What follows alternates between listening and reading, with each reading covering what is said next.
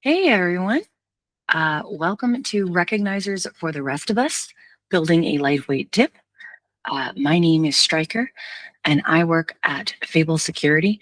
And this is a process that I first put together because when I first joined the grid of cybersecurity, I could not possibly keep up.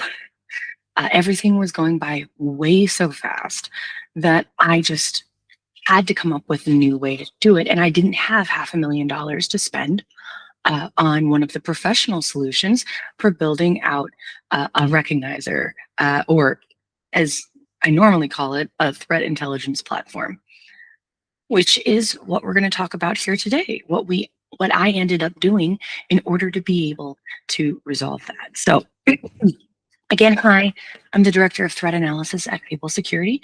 I used to work for Geico, Blackpoint Cyber, an MDR, and Avanti, a cybersecurity vendor. I've spoken previously at DEF CON, at BSides around the country, as well as in Toronto at Sector. And if you'd like to connect on LinkedIn and have more questions, always happy to give you a hand, even beyond today's presentation. So just as a quick kind of review of what we're going to go through today, we're going to actually define what a tip is, because there are many different types of recognizers that you could build depending on what you're looking for and who you're reporting to. And then we're going to figure out exactly what our minimum viable cruiser is going to be. We're going to pick out the appropriate sources for what you're trying to do. And then I'm going to walk you through a whole bunch of ways in which we find hidden RSS feeds, and then how you very quickly can review these things, automate it, store it, share it, even use generative AI if that's what you want to do. And the key here is I'm going to show you a bunch of different options. I'll show you how I built it when I first built it. I'll show you some of the ways in which I've iterated this process over the years and how we're using it at Fable in part today. And let's get started then.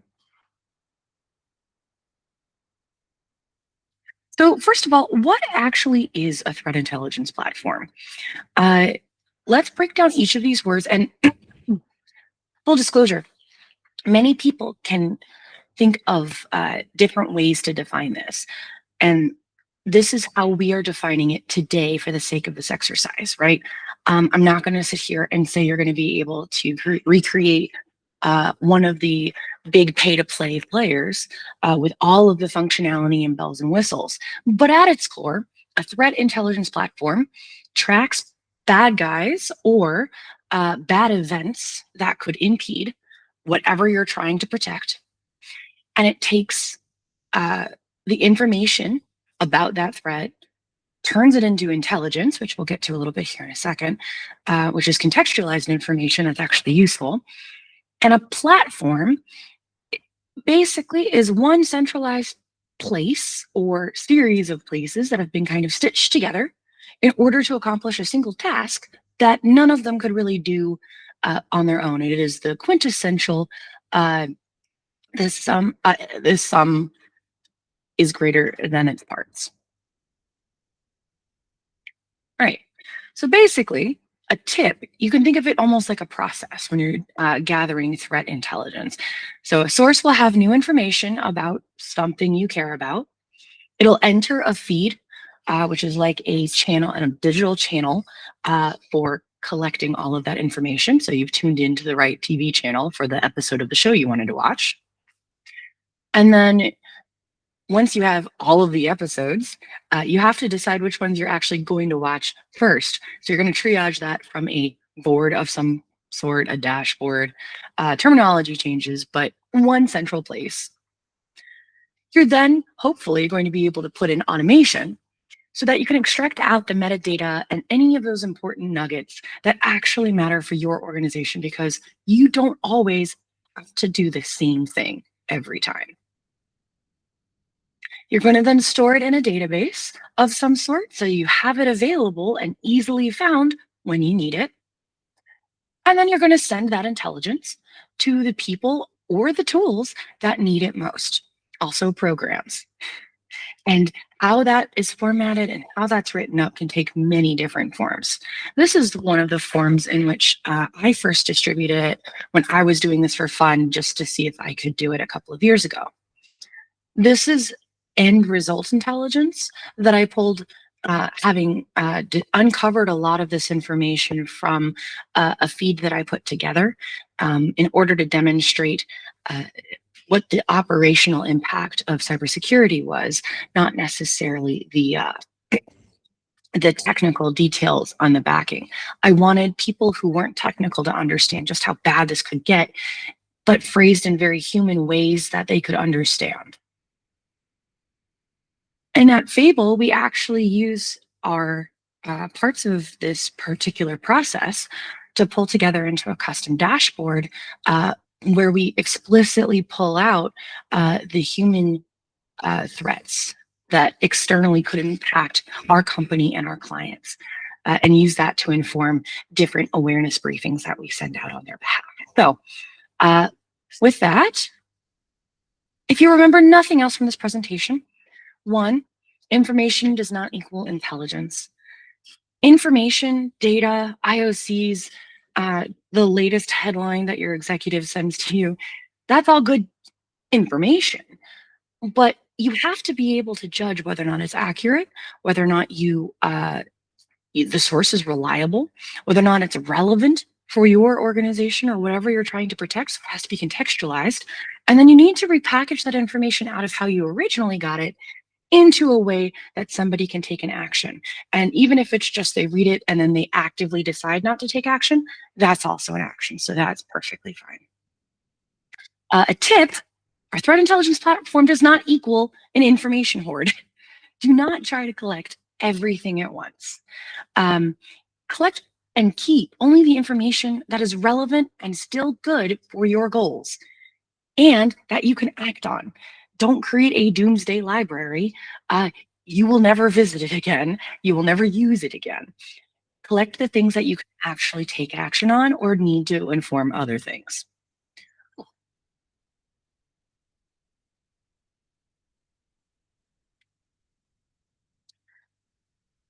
From there, the third thing is if the tools you already have and know are available, don't think that you have to buy the very specific threat intelligence platforms if you're trying to get to a minimum viable product. And we'll talk a little bit more about this here in a second, but you're going to want to create a minimum viable tip here. It's lightweight, right? You don't need to buy the full recognizer if you can get by on a cycle. And so while you're looking with a handheld scanner, perhaps, for the information that you need. So the tools you already know and have are going to outweigh even the open source tools and definitely a lot of the paid ones when you're trying to figure out what exactly you need to do. So it brings us to our first exercise, actually. You need to figure out why you are building your recognizer. Is it just for fun? Did your boss ask you to do this? What exactly are you even securing? Why would you collect, for example, or worry about vulnerabilities in Linux if you're not responsible for dealing with the servers? I personally don't collect patch notices in the threat feed that we do for Fable because we don't do patch notices because that's a technical control that needs to be rolled out from IT. That is not something that uh, an individual employee will often be able to do. I do collect that information. We do make it available and I do keep an eye on it personally, but that's not what I'm securing. I'm securing human behavior. And so that's what my threat feed is tuned to. That doesn't make the other stuff unimportant. It just keeps my feed focused. Who or what are you sending intelligence to? You could be sending it to a tool. You could be sending it to a person. How do they best like to get that information? Have you formatted that information? Do you have a template for it? Have you asked if it's a person how they best like to receive any sort of intelligence? And then what do you want them to do? What is the end result? If you do your job correctly, what would you ideally have happen? And then finally, think about what tools and skills you already have, right? Again, this could be a great opportunity for you to extend your own knowledge and your own, an excuse to learn how to code if you wanted, or an excuse to do something else. But start with what you know first, and then pick one thing if you're going to build from it. So, for example, when I did this, I learned about webhooks and I learned and I got to use a lot of my former metadata knowledge back when I was helping to triage websites. So I knew a lot about how to find the backend schema of things, but I didn't know an awful lot about automating between systems. So that was one of the first things that I learned how to do while building on things that I already knew. And I will make a note here. If you're going to make the information in this tip publicly available to other people, your biggest mistake is going to be if you only think about what interests you and not the person or the tool that you're sending this to. Again, you really got to stop and think why you're doing this. So I did this whole big rigmarole a couple of years ago.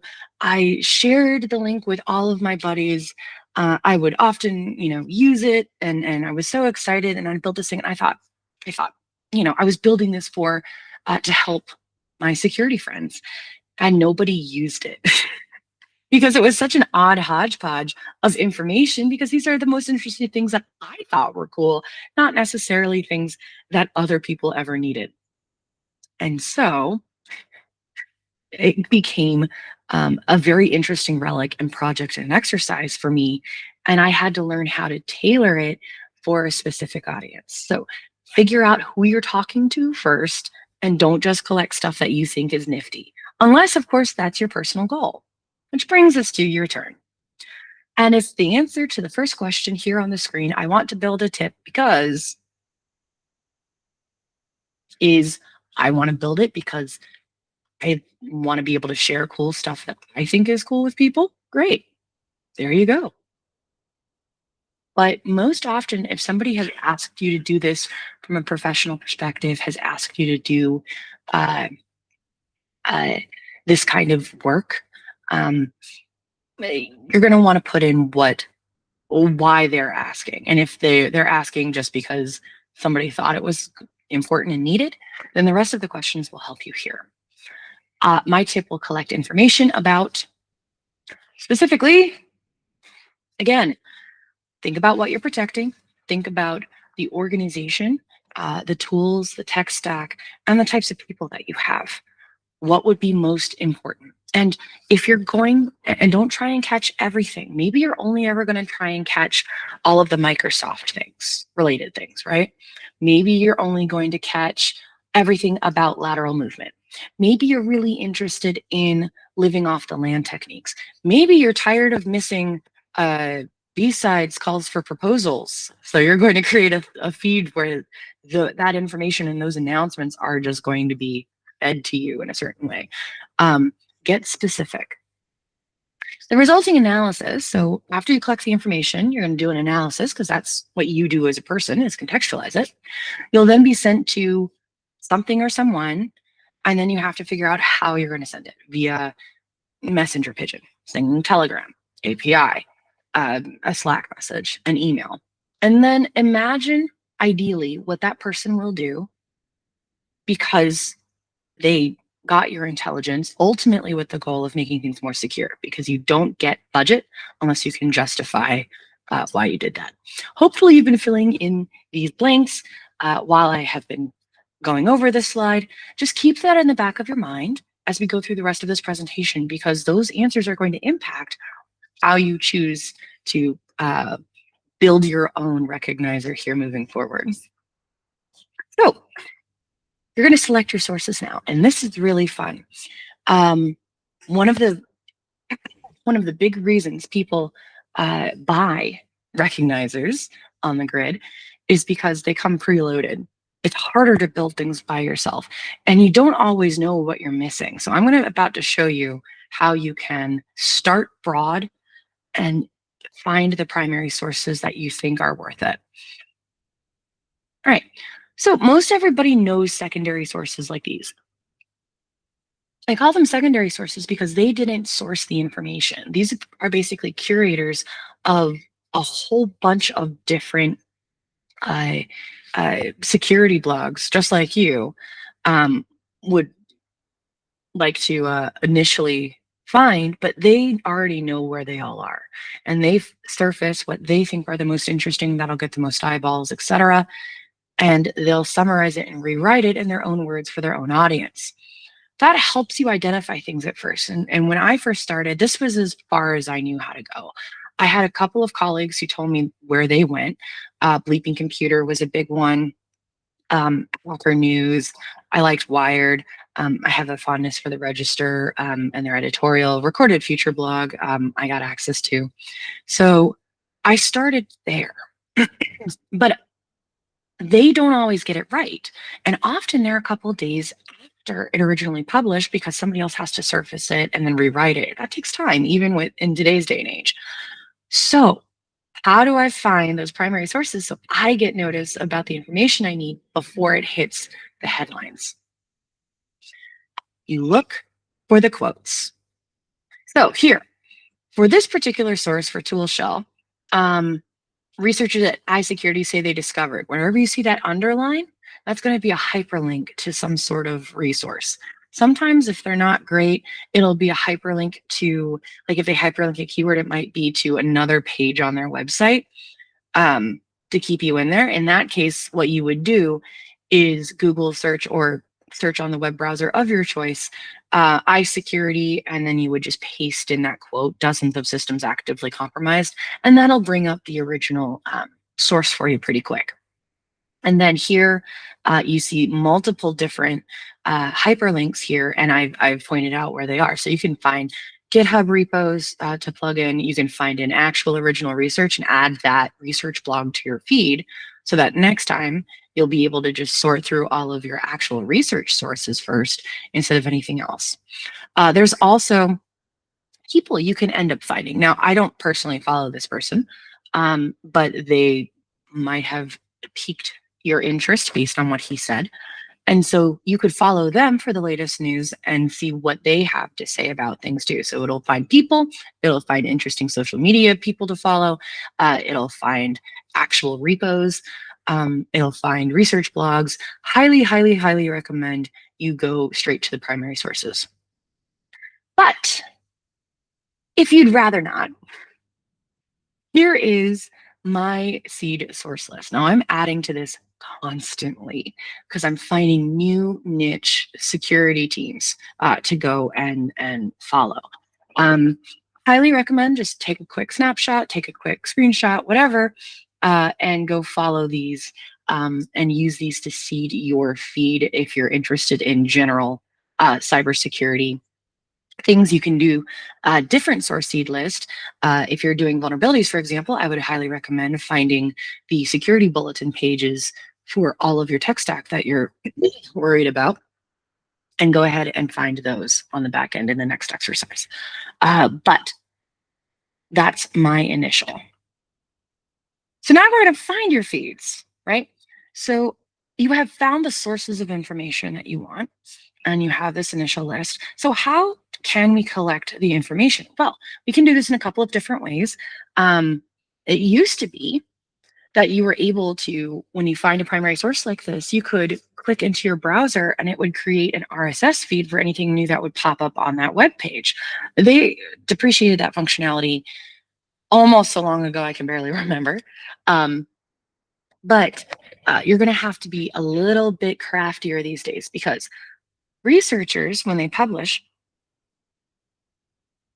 they want you to go to their website, right? They want to make sure that you are giving proper attribution, that they can direct you to services or to products or whatever, right? People giving out free things, even if they mean well and they want to protect people, which these researchers typically do, they still want to be able to make money so they can afford to eat and continue to protect people. But that doesn't help us if we're having to go visit 150 different websites every day just to see if something's new or triage that in email or something like that. So what do? We find the feed because every blog, every website has to have some sort of backend feed to present the information in a way that makes sense. And there's a couple of hidden ways you can find it in the HTML. But first, you can always try Google Alerts. If you're not caring so much about a primary source like what we just showed here, you can always go to Google Alerts and have it create a feed for you. Now there is a little RSS symbol. It looks kind of almost like the Wi-Fi symbol almost in that picture of Microsoft Security, where I'm just looking up a random keyword. It supports Boolean search as well. So go ahead and mess around and see what ends up getting pulled for such an alert. And you can toggle it to pull in every time something new happens, once a day, however you wanted to do that. It'll spit out a URL where you can see here, it'll put the information into a very nicely structured data set for your eventual dashboard and database. But if you're looking for, excuse me, if you're looking for the RSS feeds here in the great wide world of the specific primary source that you're looking for, what I would do is I would go to that home page of the source. So here you can see I didn't try this on the page of that specific blog I wanted. I went to actually the primary homepage of in the US, the security blog. And you can see that up in the URL. And I right-clicked on the page. I said view page source. I clicked the little line wrap checkbox up at the top so I could actually read this thing without having to infinite scroll to the right. And then Control F to find RSS, Atom, or application/XML. And you can even see the application/RSS plus XML here in order to get to the feed. Note too that we found two here in the backend source. We have blog feed and we have security blog and comments feed. Would not recommend the comments. That's going to flood you unless you're really curious about what's going on. So the second way you can do this is you type in main blog or site, whatever that is. And again, this is the Microsoft US security blog. That's what we're considering our main site. / any of those endpoints. And if you wanted to get more specific, like if they had a specific blog category like notices or 0 days or something like that, type that into the domain before you do /feed. So you can sometimes see if there's if they're just hiding that feed, so it would be /feed or /RSS, and by forcing it into the domain. Always a good thing to try. Finally, this is a little bit messier and isn't necessarily something I would recommend if the other methods work first. But you can always go to that main site, and you can see here that I had to go to the actual root Microsoft.com domain and try either the robots text or the sitemap. All websites have to tell search engine bots and generative AI bots now, scrapers, what's on their website and how does everything relate to itself. Somewhere within your the website will be that source feed of information. And it's a little bit buried. So I went to the main site. I managed to find the security map index. I clicked on that.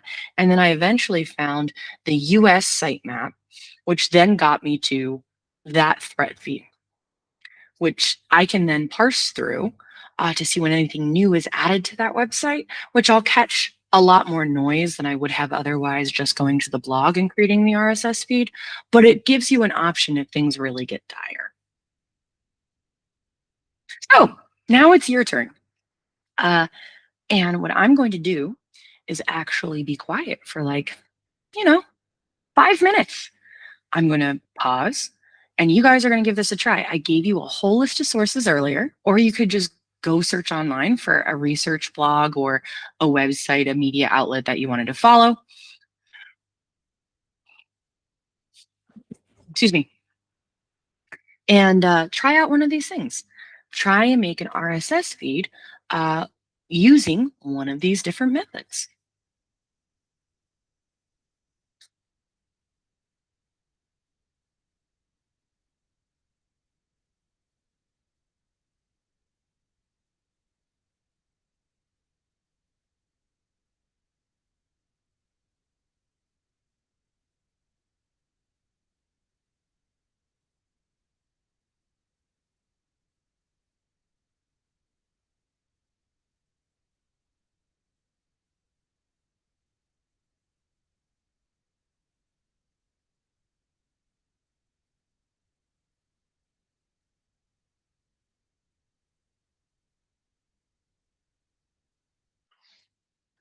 And for what it's worth, I know that on this recording, if you're watching this in the future on YouTube or a different platform, you could just hypothetically pause this and then move on.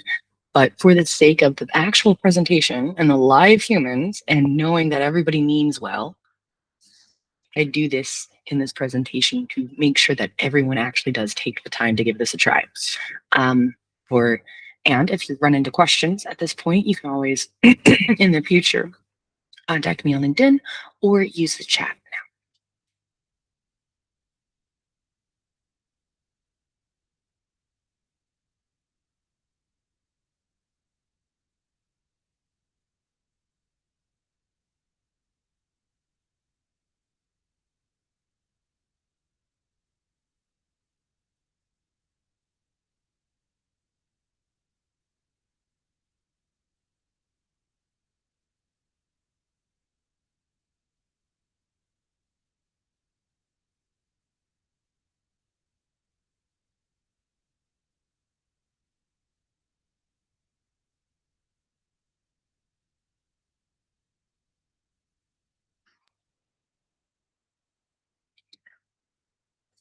Okay, that was less than 5 minutes, but I'm going to keep moving on. So now that you've found some feeds and I've taught you how to find some of them by hand, I'm going to do what my favorite math teacher in high school did, which is now that I've shown you how to do it by hand, let me show you some cheats. Now, I'm going to present a whole range of things and ways in which you can find them that I have been recommended personally, some of which I've used. I have not actually verified most of these myself. So please use at your own risk, especially browser extensions. I cannot vouch or guarantee that they still exist by the time you watch this, that they're still accurate, that they're still useful, that they're still cheap or free, that they're secure, that they're private. So please use your best common sense and think about, now that I've given you some of these options, think about alternatives in your own tech stack that might be able to be helpful. Personally, I really like Feedly. That's was the natural drag and drop kind of feature that I was able to use at the time. Now I've gotten better at identifying these things and identifying tools, and I use more sophisticated tools now. But at the same time, sometimes just it doesn't matter how sophisticated it is as long as it does the job, right? So now you need to read your news, and you need to be able to do that quickly, and you need to be able to sort it quickly. Which for me meant a dashboard. Ta-da! Here is my feed dashboard. Um, this is done in Feedly, and this is a screenshot taken from quite a while ago, but it gives you an idea of what it looks like, what all of those feeds ended up looking like. And you can see I had a lot of articles to go through and from a lot of different primary sources. And I want to draw your attention here to the different like collections. So they're called feeds within Feedly, and Feedly also calls like the buckets you can sort them into, like you can pin it to a board. But other programs and other ways to do this will organize it differently. You might have channels, you might have literally buckets, you might have any number of different ways to tag information that makes automation a lot easier because not everything in your feed is going to be useful. These people are generally talk about the things I care about, and they are generally reliable enough that I would consider them a source, right? But not everything is needed for what I'm trying to do professionally. So I have to hand sort it all. And you can, of course, put in automation and experiment with Gen AI for this, especially these days. We'll get to that a little bit. But for now, it also forces me to see what the headlines are and what I can expect to hear from executives soon.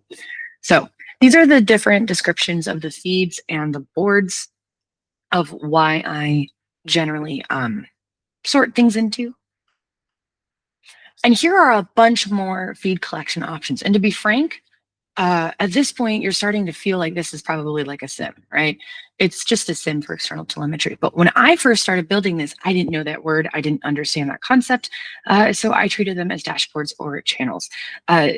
Some of the other ways that you can aggregate data include stuff like Mist, and they have these sorts of similar aggregation features as well. So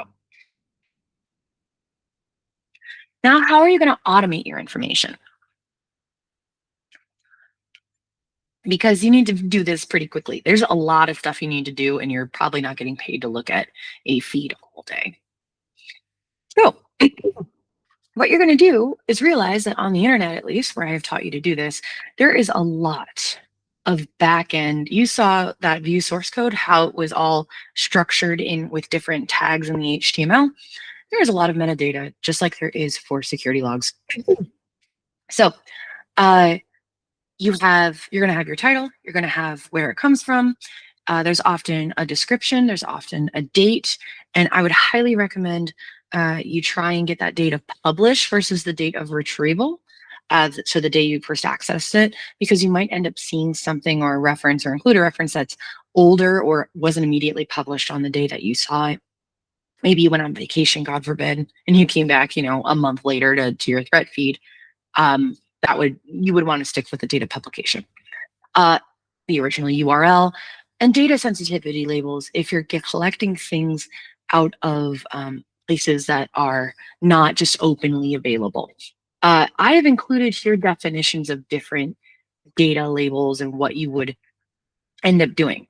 For the most part, and we'll talk a little bit more about this later, but for the most part, what we're going to be doing is public data. This is all stuff that's freely available and disclosed to the public. Even if you were to do a dark web feed, that would kind of technically be public data anyway. It's just hard to get to. That doesn't mean that it's that proprietary. Inside the company, there are other types of data labels that need to be added. And you want to make sure that if you ever include information in your database that isn't just, it would be TLP clear, would be the label in threat intelligence. You want to make sure that you're labeling things as needed to make sure that they stay that way. So again, so here's a reminder screenshot of what some of that metadata looks like on the page. And once you have a pattern and you know what the property is called, you can actually code in bots to look for those fields. And I highly recommend going to schema.org, which is the official nonprofit maintainer of the accepted metadata tag variations. And there are more tags than just the few that I have labeled. So every time you grab a metadata tag, that's a new variable. That means there's more ways that you can sort and contextualize the information to have it become intelligence. Here we go. So these are some of my automations. There's a lot of automations. They get really complicated really fast. And this is just one of those trees. I use Zapier because, again, I didn't know how to code at the time, and I wanted to make sure that the information was sorted. So the basic process at the very start is that I would put an article in the board. I would then make sure that it didn't need me to go and drill down to get a primary source or something, because I didn't want it to sort. I didn't want it to not process the bulky PDFs I was putting in this library. And then I would make a record in my database of choice so that I could find it later like a librarian and I could check it out and see what was going on. So your automation can do probably pretty fast, extract metadata. It'll preserve relevant information. And sometimes you can have it print the page to PDF or scrape the body text of an article. I have a friend who was trying to build one himself, and he had a collection of links. And alas and alackaday, it completely every time he went back to a URL, all that information was gone. Often after acquisition or the company folds, they won't leave their information up, or they'll have changed it in some way that is problematic. So being able to preserve the main thrust of what you're going for is really important. And then you can store it in the chosen database. So it's not just breaking it down into filters, but you're able to format it within some sort of storage place. I used Airtable for this one. What it could do next.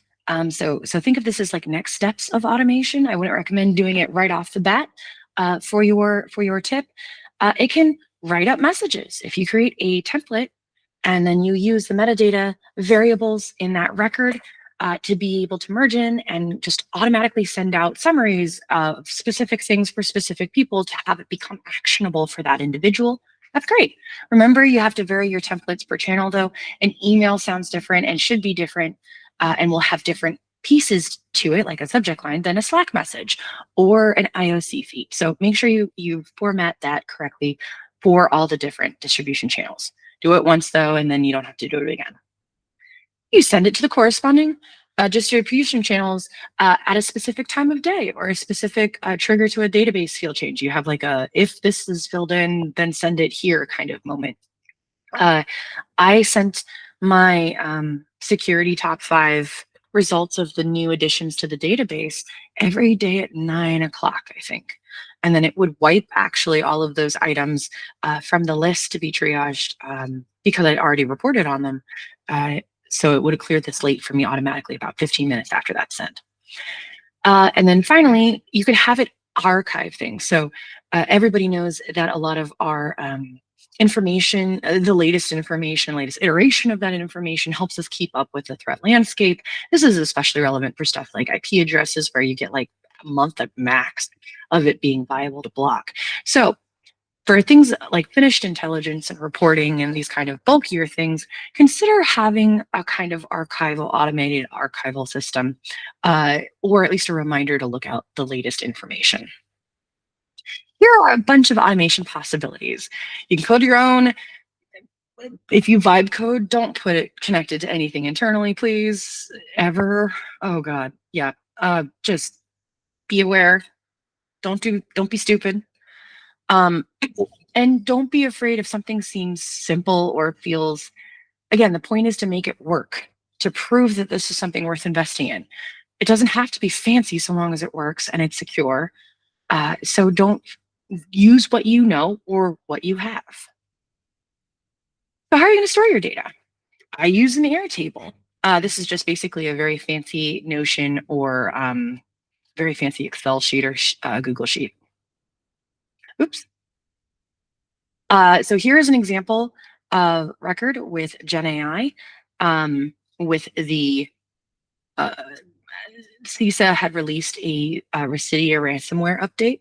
So you can see here that the TLDR was actually summarized from like a 16-page PDF at the time, so that I could at least get the keywords of what was going on. So now at work, we actually extract more information and run it through GenAI for me to sort through and double check. And I'm usually correcting this and making it a little bit easier, but it gets about 70 to 80% of the way there. And I can see at a glance what's going on and what the different attack vectors were that somebody could have stopped someone.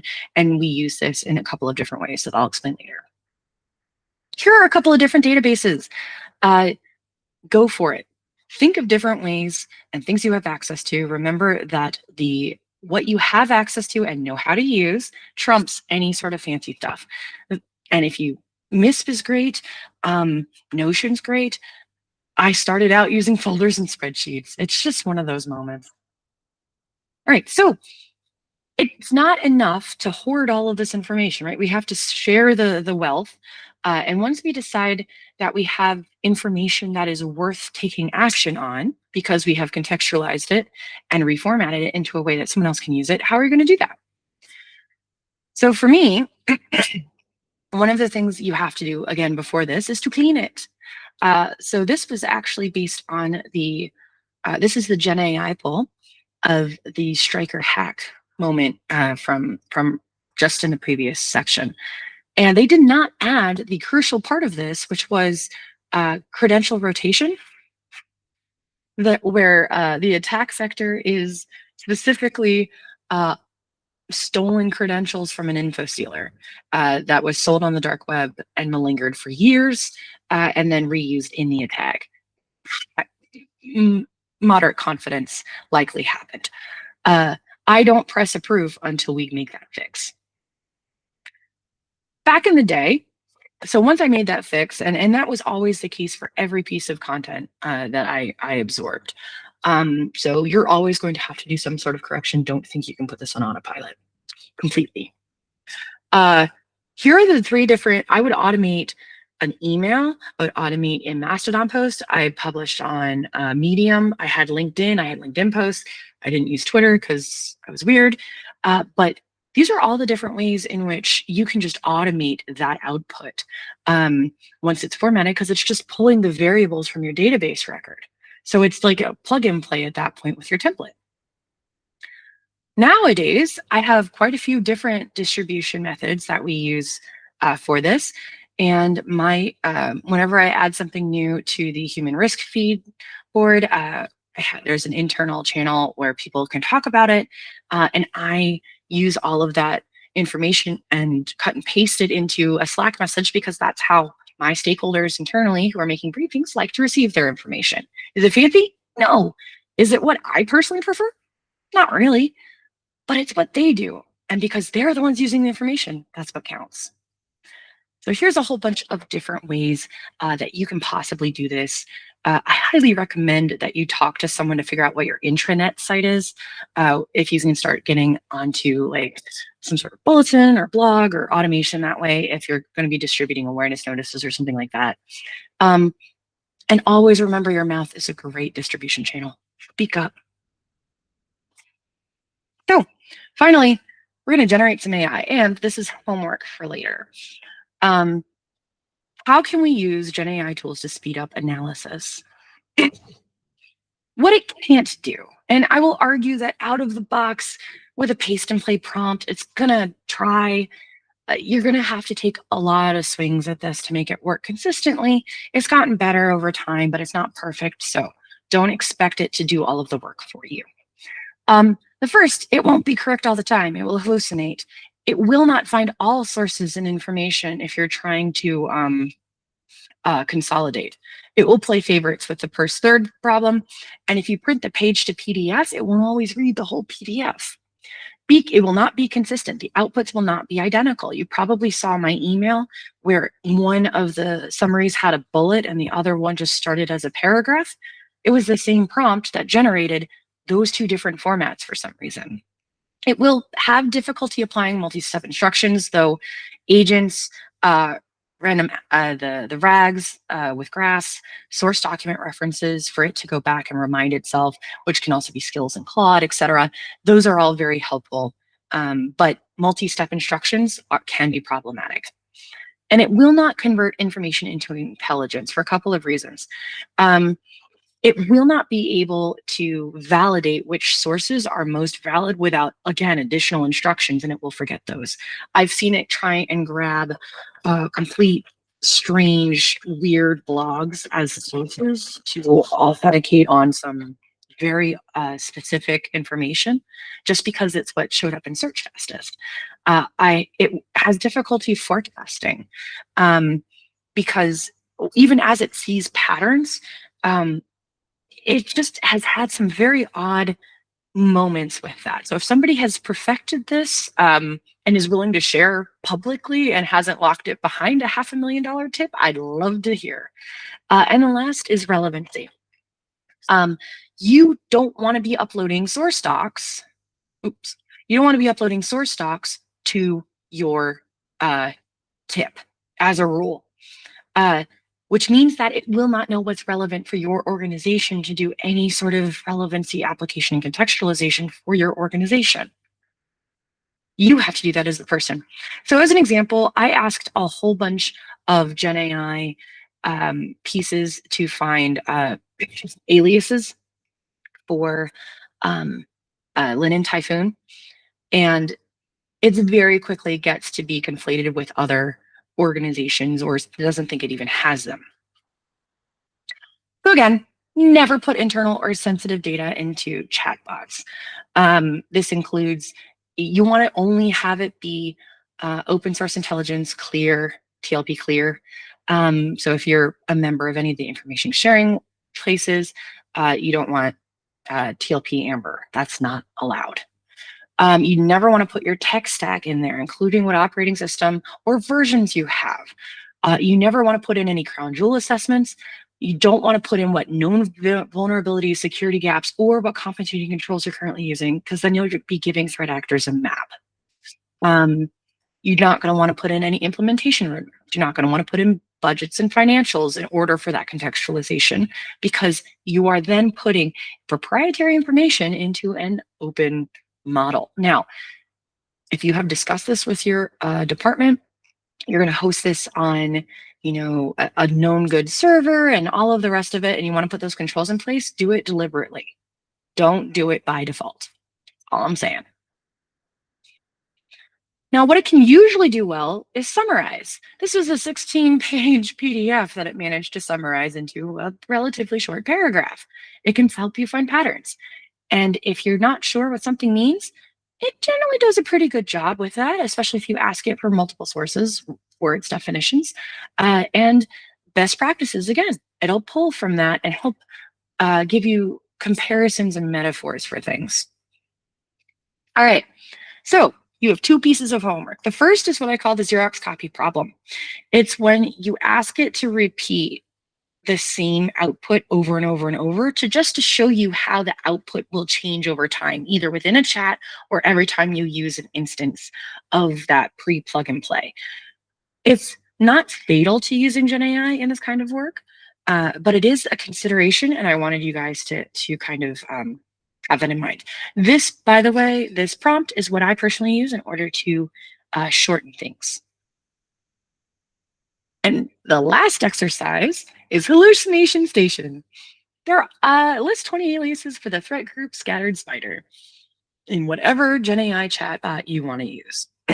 It will be fun. And then in a new chat, I want you to lower the temperature. And the temperature is basically a way of standard deviations. The lower the temperature is, the less likely the outputted text will deviate substantially from your input. And by raising the temperature, it's going to encourage it to go further afield and get more creative.